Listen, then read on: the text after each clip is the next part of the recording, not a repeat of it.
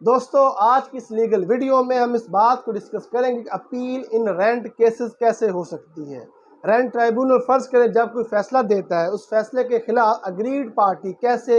District court میں جا کر اپیل فائل کر سکتی ہے۔ فرض کریں رینٹ ٹرائبونل نے فیصلہ دیا یہ جو ٹیننٹ ہے 30 دن کے اندر اندر اس مکان کو خالی کر دے، ایوکشن آرڈر پاس کر دیا۔ اب یہ جو ٹیننٹ ہے اگر سمجھے کہ یہ جو جج صاحب ہے انہوں نے فیصلہ ٹھیک نہیں دیا تو وہ 30 دن کے اندر اندر ڈسٹرکٹ کورٹ میں جا کر اپیل فائل کر سکتا ہے، لیکن وہاں پر اپیل فائل کرنے کے لیے شرط یہ ہے کہ رینٹ ٹرائبونل کا فیصلہ حتمی ہو، فیصلہ اس کا فائنل ہو، اس کا کوئی انٹرم آرڈر نہ ہو، انٹرلوکٹری آرڈر نہ ہو، یعنی فائنل فیصلے کے خلاف ہی آپ اپیل کر سکتے ہیں، نہ کہ انٹرم آرڈر کے خلاف۔ اور آپ 30 دن کے اندر اندر جو اگریڈ بندہ ہوگا وہ ڈسٹرکٹ کورٹ میں جا کر اپیل فائل کر سکتا ہے، اور ڈسٹرکٹ جج جو ہوگا اس اپیل کو 60 دنوں میں ڈیسائیڈ کرنے کا پابند ہوگا۔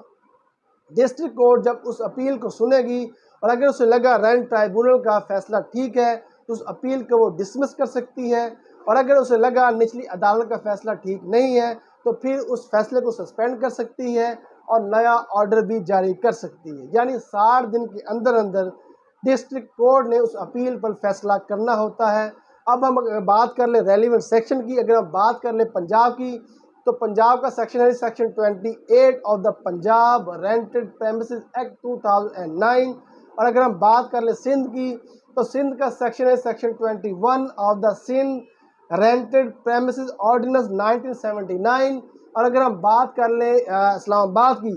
اسلام آباد کا سیکشن ہے سیکشن 21 آف دا اسلام آباد رینٹ ریسٹرکشن آرڈیننس 2001، اور اگر ہم بات کر لیں کنٹونمنٹ ایریاز کی تو وہاں کا سیکشن ہے section 24 of the cantonment rent restriction act 1963۔ لیکن کنٹونمنٹ ایریاز کی اگر جو اپیل ہوگی تو وہ ہائی کورٹ میں اپیل فائل ہوگی، نہ کہ ڈسٹرکٹ کورٹ میں اپیل فائل ہوگی۔